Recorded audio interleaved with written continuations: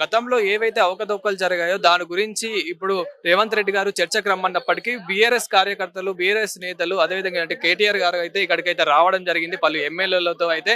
So మరి దీని గురించి బీఆర్ఎస్ కార్యకర్తలు ఏమంటారు అనేది అయితే తెలుసుకుందాము. అసలు ఇప్పుడు రేవంత్ రెడ్డి గారు చర్చకు రమ్మన్నప్పటికీ ఇప్పుడు బీఆర్ఎస్ అందరూ అయితే ఇక్కడికి రావడం అయితే జరిగింది. ఈ చర్చ గురించి మీరు ఏం చెప్తారు? మరి గతంలో జరిగిన అవకతవకల గురించి మీరు ఏం చెప్తారు? ఈ రోజు ఆ చర్చ పెట్టింది ఏంటంటే రైతు రాజ్యం. రేవంత్ రెడ్డి గారు చెప్పింది మొన్న సామాజిక న్యాయ సమరభేరి అనేది అయితే పెట్టుకున్నారు మీటింగ్. దాంట్లో ఆయన చెప్పింది రేవంత్ రెడ్డి గారు ఏంటంటే మేము 18 ఏళ్ల కాలంలో రైతు రాజ్యం తీసుకొని వచ్చినాం తెలంగాణలో. దీనికి చర్చకు కేటీఆర్ వస్తాడా, కేసీఆర్ వస్తాడా, మోడీ వస్తాడా, కిషన్ రెడ్డి వస్తాడా అని చెప్పి సవాల్ విసిరిండు. విసిరేదానికి మా వర్కింగ్ ప్రెసిడెంట్ కేటీఆర్ గారు నేను వస్తాను, మీరు ఎక్కడ అసెంబ్లీలో పెడతారా చర్చ, అంబేద్కర్ గారు పెడతారా చర్చ అని, ఒకవేళ మీరు పెట్టకుండా మీకు 72 గంటల సమయం ఇస్తాం. ఎందుకంటే మీకు బేసిన్లు తెలియదు, ఏ ప్రాజెక్ట్ ఏ బేసిన్లో ఉన్నది కూడా తెలియదు. కాబట్టి మీరు 72 గంటలు ప్రిపేర్ అయ్యి రండి, సోమాజిగూడలో ప్రెస్ క్లబ్ లో మేము బుక్ చేస్తాం, చాయ్ బిస్కెట్ ఇస్తాం మీకు, మీరు రండి అని చెప్పేసి ఈరోజు ఒక సీట్ వేసి ఆ సీట్ మీద టవాల్ వేసి ఆనరబుల్ సీఎం రేవంత్ రెడ్డి గారు అని రాసిపెట్టి ఆయన కోసం వెయిట్ చేసినాం. కానీ ఆయన రాలేరు.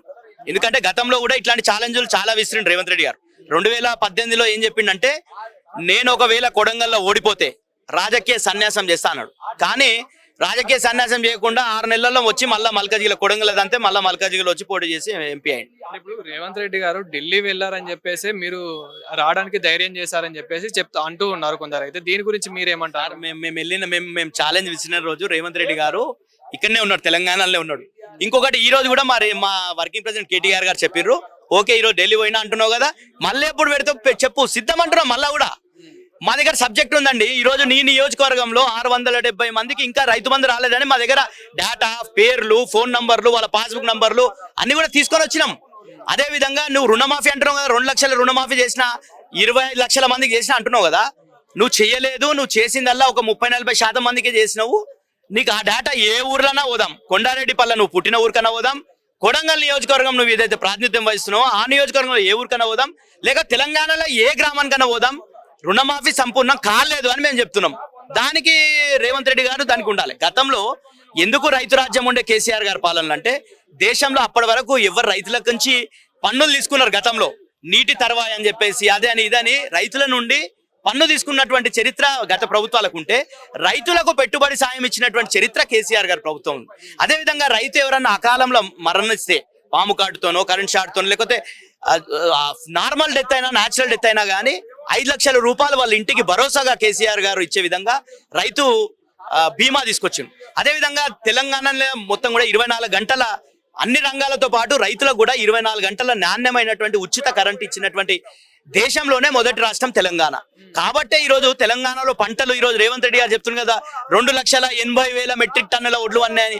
అంటే రేవంత్ రెడ్డి గారు వచ్చినాక ప్రాజెక్ట్ కట్టిండా, చెరువు దొవ్విండా, చెరువులు ఏమైనా నీళ్ళు నింపిండా, ఎందుకు అయింది అదే విధంగా ఏమైనా ట్రాన్స్ఫార్మర్లు కొత్తగా పెట్టిండా రేవంత్ రెడ్డి గారు? కరెంటు గతంలోనే 1,00,000 కోట్లు పెట్టి కరెంటును కూడా పునరుద్ధరించుకోవడం జరిగింది. అన్ని ట్రాన్స్ఫార్మర్లు కావచ్చు, ఎలక్ట్రిఫికేషన్ చేసుకోవడం జరిగింది. ట్రాన్స్ఫార్మర్లు 33 kV స్టేషన్స్ అవి అన్ని కూడా చేసుకోవడం గత కేసీఆర్ గారి జరిగింది. ఏదైతే కాళేశ్వరంలో అవకతవకలు జరిగాయి, కాళేశ్వరంలో అన్యాయం జరిగింది అనేది నిజం కాదా? ఎక్కడ జరిగింది అన్యాయం? ఈ రోజు కమిషన్ విచారణ ఎందుకు జరుగుతుంది తెలుసా? కమిషన్ లో ఆ మేడిగడ్డ, అన్నారం, సుందిల 3 బ్యారేజ్లకు సంబంధించి ఎప్పుడైతే ఆడ క్వాలిటీ పనులు జరగలేదనే దాంట్లోనే విచారణ జరుగుతుంది. అంతే తప్ప మొత్తం ప్రాజెక్టు 1,00,000 కోట్ల మీద జరుగుతలేదు. మొత్తం అయింది కూడా 94,000 కోట్ల వరకే అయింది. కానీ అందరు కూడా 1,00,000 కోట్ల అవినీతి జరిగింది అంటారు. రేవంత్ రెడ్డి గారు కూడా 1,00,000 కోట్ల అవినీతి, 1,00,000 కోట్ల అవినీతి అన్నాడు. వాళ్ళ మామ చెప్పిండు, సుద్దిని ఆయన వాళ్ళ మామ ఉండు కదా, వాళ్ళ మామ చెప్పిండు. ఏం చెప్పిండు? ఇదంతా కూడా ఇట్లాంటివి మాట్లాడడం వల్ల కాంగ్రెస్ కి ఆదరణ కరువైతున్నది. అసలు ప్రాజెక్ట్ మొత్తానికే 1,00,000 కోట్లు కాకపోతే 1,00,000 కోట్ల అవినీతి ఎట్లా అవుతుంది అని చెప్పేసి ఆయన చెప్పిండు. కాబట్టి రేవంత్ రెడ్డి గారు వాళ్ళ మామ దగ్గర పోయి నేర్చుకోవాలి. ఏదన్నా ముచ్చట్లు చెప్పడం. ఈ రోజు ఆయనకు ఏ కార్ రేస్ కేసులో అవకతవకలు జరిగాయి, ఏ కార్ రేస్ లో 55 కోట్లు కింద మీద అయ్యాయి అని చెప్పేసి చెప్తూ ఉన్నారు. కానీ కేటీఆర్ గారు ఏమంటున్నారు అంటే ఇది ఒక లొటబీస్ కేసు అని చెప్పేసి కేటీఆర్ గారు మాట్లాడుతూ ఉన్నారు. దీని గురించి మీరేమంటారు? జనరల్ గా అవినీతి నిరోధక శాఖ కేసు పెట్టింది. గతంలో కూడా రేవంత్ రెడ్డి గారి మీద కేసు పెట్టింది. ఎందుకు పెట్టింది? టీఆర్ఎస్ పార్టీకి చెందినటువంటి ఎమ్మెల్యేని కొనుగోలు చేయడానికి ఒక 50 లక్షల నోట్లతోని ప్రలోభాలు పెట్టి కొనుగోలు చేయడానికి వచ్చారు. కాబట్టి నువ్వు పైసలు ఇచ్చి, ఈ పైసలు కరప్షన్, యాంటీ కరప్షన్ ఏముంటుంది అంటే నువ్వు పైసలు ఇచ్చి వాడిని పని చేయించుకోవాలన్నా కానీ అది నేరమే, పైసలు తీసుకున్నా కానీ నేరమే. కాబట్టి ఆ రోజు పైసలు ఇవ్వడానికి వచ్చింది కాబట్టి ఆయన మీద ఏసీబీ కేసు అయింది. సేమ్ గా ఈ రోజు ఏసీబీ కేసు ఎట్లా పెడుతుందండి? ఈ కార్ రేస్ లో సంబంధించి ఫార్ములా ఈ రేస్ సంబంధించి ఒక సీజన్ కంప్లీట్ చేసినాం. స్పాన్సర్షిప్ తప్పుకుంటే ఇంకో హెచ్ఎండిఏ స్పాన్సర్షిప్ రోల్కి వచ్చేసి 55 కోట్లలో అంటే 55 కోట్లు అక్కడ చెల్లించినాం. ఫార్ములా ఈ సంస్థకు చెల్లించినాం. ఆ బ్యాంక్ లో ఉన్నాయి, అవి వాళ్ళ ఖాతాలో ఉన్నాయి. వాళ్ళు వచ్చి రేవంత్ రెడ్డి గారు ముఖ్యమంత్రి అయిన తర్వాత కూడా ఆ ఫార్ములా ఈ రేస్ కి సంబంధించినటువంటి ఫౌండర్ వచ్చి రేవంత్ రెడ్డి గారితో మాట్లాడిండు. మేము రేస్ మేము కొనసాగించాలంటే ఇంకో 50% ఇన్స్టాల్మెంట్, ఒక ఇన్స్టాల్మెంట్ జరిగింది, ఇంకో ఇన్స్టాల్మెంట్ కట్టాలని చెప్పిండు. అప్పుడు రేవంత్ రెడ్డి గారు ఓకే అన్నారు. కానీ మళ్ళా గుడ్డి మీద ఈకలు వీకినట్టు ఈ దాంట్లో ఏదో చిన్న ఏమంటావు ప్రొసీజరల్ ల్యాప్సెస్ జరిగినాయి. ఏంటంటే పర్మిషన్ తీసుకోవడం, ఆర్బీఐ పర్మిషన్ అనుకో, ఇవన్నీ చిన్న చిన్న ప్రొసీజర్ ల్యాప్సెస్. అది అవినీతి కాదు. ఎప్పుడన్నా కానీ మీరు తెలుసుకుంటే procedure lapse is different from illegal activity. ఇంకొకటి, ఫోన్ ట్యాపింగ్ కేసు అనేది నిజం కాదా? ఫోన్ ట్యాపింగ్ జరగలేదా? ఫోన్ ట్యాపింగ్ మీరు చేయలేదా? ఈ రోజు మీరు ఫోన్ ట్యాపింగ్ చేయలేరా అంటే నేనేమన్నా నా దగ్గర డిపార్ట్మెంట్ ఉందా, లేకపోతే బీఆర్ఎస్ పార్టీలో బీఆర్ఎస్ మంత్రుల దగ్గర ఎక్విప్మెంట్ ఉందా? మీరు మాట్లాడేది ఎట్లుందంటే ఈ రోజు నిన్న హిందూ పేపర్లా మొత్తం కూడా దానికి ఒక క్రెడిబిలిటీ ఉన్నటువంటి పేపర్ లో స్పష్టంగా చెప్పింది. ఫస్ట్ ఫోన్ ట్యాపింగ్ ఏమన్నారు? ఫోన్ ట్యాపింగ్ జరిగింది మొత్తం కూడా ఫస్ట్ రాజకీయ నాయకులు అన్నారు, అది దాని మసాలా కనిపించలేదు. తర్వాత ఇండస్ట్రియలిస్ట్ అన్నారు, అదంతా ఏం కనిపించలే. సినిమా హీరోయిన్లు అని చెప్పారు. సినిమా హీరోయిన్లది అదే విధంగా మొత్తం కూడా ఒక కుటుంబం విడిపోనికే కేటీఆర్ఏ కారణం అది ఇది అన్నారు. అంటే మంత్రికి కోర్టులో ఏమైంది? క్షమాపణ చెప్పిందా మంత్రి? కొండా సురేఖ గారు క్షమాపణ చెప్పిందా సమంత గారికి, నాగార్జున గారి ఫ్యామిలీకి చెప్పిందా లేదా? ఎందుకు చెప్పింది? మళ్ళా నిజంగానే వాళ్ళ దగ్గర ఆధారాలు ఉంటాయి. ఈ రోజు చాలా మందిని రాజకీయ నాయకులను పిలుస్తున్నారు. ఎవరిని పిలుస్తున్నారు? ఒకటి కాంగ్రెస్ పార్టీ నాయకులను పిలుస్తున్నారు, ఇంకోటి కాంగ్రెస్ తానా అంటే తందానా కొట్టేటటువంటి బీజేపీ బ్యాచ్ కి మాత్రం ఫోన్ ట్యాపింగ్ ఆరోపణకు సంబంధించినటువంటి ఇన్వెస్టిగేషన్ లో పిలుస్తున్నారు వాళ్ళని.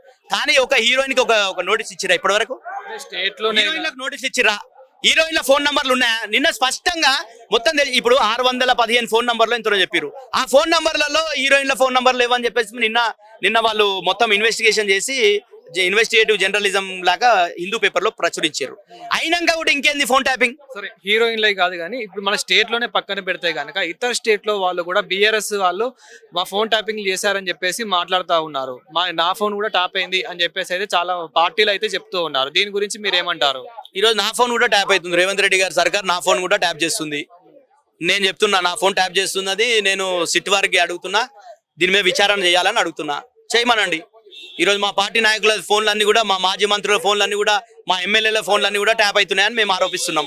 దీని మీద కూడా విచారణ చేయండి. మీరు ఈరోజు బట్టగాల్చి మీదేస్తాం, తర్వాత మొత్తం కూడా మీరే దులుపుకోవాలి, మీరే చేసుకోవాలనే విధంగా ఉంది. బురద చల్లడం రేవంత్ రెడ్డి గారి పాలన. 18 నెలల కాలంలో ఏం చేసిండండి? ఫస్ట్ విద్యుత్ కొనుగోలు అన్నాడు. ఒక రాష్ట్రంకి ఇంకో రాష్ట్రానికి మధ్యలో జరిగేటటువంటి ఒప్పందాలలో ఏ రాష్ట్రానికి పైసలు ఇస్తుందండి? ఈరోజు అట్లాంటి మొత్తం కూడా దాన్ని ఏమైంది ఇప్పటి వరకు? విద్యుత్ కొనుగోలులో ఏమైనా తెలిసిరా? వీళ్ళు ఇప్పుడు కాళేశ్వరంలో కూడా ఏం తెలిసిర్రు? మొత్తం కూడా ఈటల రాజేందర్ గారు చెప్పారు కదా, మొత్తం కూడా కేబినెట్ నిర్ణయం ప్రకారంగా నడుచుకున్నది మొత్తం అని చెప్పేసి. ఇంకేమున్నది అందులో? కాళేశ్వరం విచారణలో ఏం లేదు, విద్యుత్ కొనుగోలులో ఏం లేదు. రేపు ఫోన్ ట్యాపింగ్ లో కూడా సిరీస్ నడుపుతున్నారు. సిరీస్ గతంలో వెబ్ సిరీస్, ఇప్పుడు మనం చూస్తాం కదా వెబ్ సిరీస్ 1, 2, 3 అని, అట్లా వెబ్ సిరీస్ నడుపుతున్నారు వీళ్ళు. ఫోన్ ట్యాపింగ్ తప్ప ఏమీ లేదు అందులో. ఎలాంటి ఎవిడెన్స్ లేదు, ఏమీ లేదు. కాబట్టి మేమంటున్నాం, ఇప్పటి వరకు ఎవరన్నా సిట్ వాళ్ళు వచ్చి ప్రెస్ ముందర మాట్లాడినరా? లేకపోతే ముఖ్యమంత్రి గారి దగ్గరనే హోంమంత్రి శాఖ ఉంది, ముఖ్యమంత్రి గారు చెప్పిరా ఫోన్లు ట్యాప్ అయినాయని? చెప్తలేడు. ఈ రోజు ఆ మంత్రులు ఎవరెవరో ఉత్తరన్నా బురద వేయాలి టీఆర్ఎస్ పార్టీ మీద. ఎందుకంటే ప్రజల్లో ఆదరణ వస్తుంది. రైతులందరూ కూడా టీఆర్ఎస్ పక్షాన్ని చూస్తున్నారు, మహిళలంతా కూడా టీఆర్ఎస్ పక్షాన్ని చూస్తున్నారు, తెలంగాణ ప్రజానీకం మొత్తం కూడా టీఆర్ఎస్ పక్షాన్ని చూస్తున్నారు. నిరుద్యోగులకు ఉద్యోగాలు ఇచ్చినా అన్నాడు, 60,000 ఉద్యోగాలు. నిజంగానే 60,000 ఉద్యోగాలు ఇస్తే నిరుద్యోగులు ఎందుకు సెక్రటరియట్ ముట్టడి చేస్తారు? మరి కేసీఆర్ గారు అన్నట్లు గత ప్రభుత్వంలో ఎన్ని ఉద్యోగాలు ఇస్తా అన్నారు నిరుద్యోగులకి? అన్ని ఉద్యోగాలు ఇచ్చారా? మరి ఫస్ట్ మేము చెప్పిందల్లా తెలంగాణ ఉద్యమంలో కూడా తెలంగాణ రాగానే 1,00,000 ఉద్యోగాలు వస్తాయన్నాం. మేము ఆ తర్వాత ఖాళీలు ఏర్పడ్డాయి అన్ని కూడా కలుపుకొని 1,60,000 చిల్లర ఉద్యోగాలకు నోటిఫికేషన్ ఇచ్చినాం, ఉద్యోగాలు ఇచ్చినాం. మిగతా 47,000 చిల్లర ఉద్యోగాలకు మేము నోటిఫికేషన్ ఇచ్చినాం, ఎగ్జామ్లు కండక్ట్ చేసినాం. కొన్ని కోర్టు కేసుల వల్ల ఆగి ఉండే.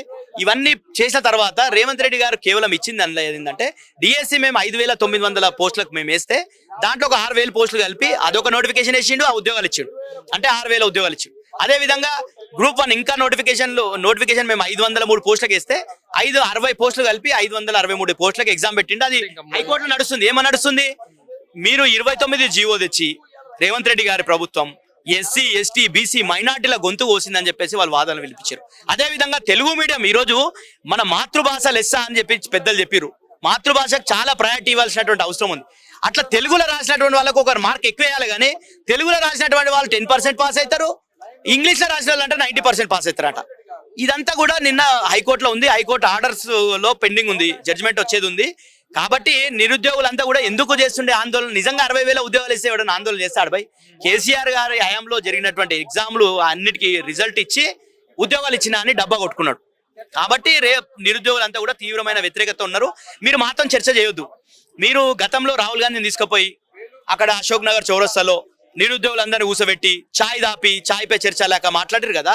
అదే అశోక్ నగర్ లో రేవంత్ రెడ్డి గారు ఎలాంటి సెక్యూరిటీ లేకుండా మీరు పోండి, అశోక్ నగర్ లో నిరుద్యోగులతో మాట్లాడండి, మీరు సెంట్రల్ లైబ్రరీలో నిరుద్యోగులతో మాట్లాడండి, మీరు ఉస్మాన్ యూనివర్సిటీలో ఎవరైతే గ్రూప్స్ కి అన్ని ప్రిపేర్ అవుతున్నారో వాళ్ళతో మాట్లాడండి. రేవంత్ రెడ్డి గారు గతంలో నల్ల రంగు షర్ట్ వేసుకొని నిరుద్యోగులు మీటింగ్ పెడితే ఉస్మాన్ యూనివర్సిటీ దొంగలేక వచ్చినావు. ఈ రోజు దొరలేక రాను, తెల్ల షర్ట్ వేసుకొని రా, వచ్చి ఆడ ఆర్ట్స్ కాలేజ్ ముంగల కూర్చొని కుర్చీ వేసుకొని కూర్చొని నిరుద్యోగులను పెట్టుకొని నేను ఈ నోటిఫికేషన్లు ఇచ్చిన, ఈ ఎగ్జామ్లు కండక్ట్ చేసిన, 60,000 ఉద్యోగాలు ఇచ్చిన అని చెప్పానండి. నీ జాబ్ క్యాలెండర్ ఎక్కడ పోయింది? ఈ రోజు నువ్వు చేస్తున్నది ఏంటంటే నీళ్ళేమో చంద్రబాబుకి అప్పచెప్తున్నావు. కృష్ణానదిలో గతంలోనే 60 TMCలు అప్పచెప్పినావు. ఇప్పుడు మొత్తం వాళ్ళు పోతిరెడ్డి పాడుతో తన్నుకపోతుంటే ఆ నీళ్ళు ఒడిచి పట్టుకోకుండా కల్వకుర్తి మోటార్ లాంచ్ చేయకుండా మొత్తం కూడా ఆంధ్రప్రదేశ్కు పోయే విధంగా అక్కడ కృష్ణానదిలో చేస్తున్నావు. గోదావరి నదిలో ఈ రోజు బనకచెర్ల ప్రాజెక్ట్ చేస్తే నోరు మెదపలేవు నువ్వు. మా హరీష్ రావు గారు వచ్చి ప్రెస్కి పెట్టి ఆధారాలతో సహా పెడితే ఆ రోజు ఈ రోజు నువ్వు మాట్లాడుతున్నావు బనకచెర్ల మీద. గతంలో ఏమన్నావు 1000 TMCలు ఇవ్వమన్నావు. గతంలోనే గోదావరి నది మీద 968 TMCలు తెలంగాణకు ఆల్రెడీ అన్ని అనుమతులు ఉన్నాయి. ఈ రోజుకి ఆడ మేడిగడ్డ దగ్గర పోతున్నటువంటి ప్రవాహం దాదాపు చాలా ప్రవాహం పోతుంది గోదావరి నదిలో. ఆ నీళ్లు ఈ రోజు కన్నపల్లి పంప్ హౌస్ లో మేడిగడ్డ బ్యారేజ్ ఆపకున్నా గానీ కన్నపల్లి పంప్ హౌస్ నుండి పంపు చేసుకునేటటువంటి పరిస్థితి ఉంది. కానీ ఇప్పటి వరకు అది పంపు చేస్తలేడు. దాని మీద కూడా మేము పెద్ద పోరాటం తీసుకోబోతున్నాం. కేసీఆర్ గారి నాయకత్వంలో మొత్తం లక్షల రైతులను తీసుకొని ఆ కన్నపల్లి పోలవరం బనకచెర్ల ఇష్యూని బేస్ చేసుకొని దీన్ని సెంటిమెంటల్ గా రాజకీయంగా బీఆర్ఎస్ పార్టీ యూజ్ చేసుకుంటుంది అనే వాళ్ళకి మీరు ఏం చెప్తారు? ఈ రోజు ఏమంటారంటే చంద్రబాబు నాయుడు గారు గతంలో ముఖ్యమంత్రి ఉండే ఫస్ట్ టర్మ్ లో తెలంగాణ వచ్చిన తర్వాత మనం కాళేశ్వరం కట్టుకుంటే దాని మీద ఫిర్యాదు చేసి అన్ని అనుమతులు వచ్చిన తర్వాత 2016లో ఫిర్యాదు చేసిండు సెంట్రల్ ఇరిగేషన్ శాఖ మంత్రికి, జలవనరుల శాఖ మంత్రికి ఫిర్యాదు చేసిండు. వీళ్ళకి అనుమతులు అన్ని రద్దు చేయాలి, కాళేశ్వరం ప్రాజెక్ట్ కట్టనియొద్దని. అదే విధంగా కల్వకుర్తి చేస్తే దాని మీద చేసిండు, దిండి ప్రాజెక్టు కెపాసిటీ పెంచితే దాని మీద చేసిండు. ఇట్లా ప్రతి దాని మీద పాలమూరు రంగారెడ్డి మీద కంప్లైంట్ చేసిండు. ప్రతి సందర్భంలో సీతారామ ప్రాజెక్ట్ చేస్తే దాని మీద కంప్లైంట్ చేసిండు. ప్రతి అంశంలో తెలంగాణలో నీళ్లు ఒడిసి పట్టుకుంటే ఈ రోజు ఏమో సుధపూస లెక్క చెప్తున్నాడు. ఏంది మేము వరద జలాలు పట్టుకుంటున్నాం, ఎక్సెస్ సముద్రంలో కలిసే నీళ్లు పట్టుకుంటున్నాం అంటుండు. మళ్ళీ గతంలో తెలంగాణకు 968 TMCల హక్కు ఉంది సమైక్య రాష్ట్రంలోనే. ఆ రోజు ప్రాజెక్ట్ కట్టలేరు. ఈ రోజు ప్రాజెక్టులు కట్టి అవిట్ల కింద ప్రాజెక్టులు కడితేనే నువ్వు ఆ రోజు కంప్లైంట్ చేసినావు. ఈ రోజు అక్కడ ఏంటంటే బేసిక్ విషయం ఏంటంటే ఈ రోజు బోర్డు అక్కడ ట్రిబ్యునల్ ఏర్పడలేదు. గోదావరి నదికి సంబంధించినటువంటి నీళ్ల పంపిణీ 2 రాష్ట్రాల మధ్యలో సంపూర్ణంగా జరగలేదు. కాబట్టి అక్కడ ఆంధ్రప్రదేశ్ రాష్ట్రము ట్రిబ్యునల్ ఏమంటుంది, ఒకవేళ ట్రిబ్యునల్ వేస్తే నువ్వు బనకచెర్ల ప్రాజెక్ట్ కట్టుకుంటే ఆ 200 TMCలు కేటాయించాల్సి వస్తుంది నికర జిల్లాల్లో. కాబట్టే బీఆర్ఎస్ పార్టీ వద్దంటుంది. నువ్వు బనకచెర్ల మొత్తం కూడా నీటి వాట తేలినంత వరకు నువ్వు ప్రాజెక్ట్ కట్టొద్దని చెప్తుంది.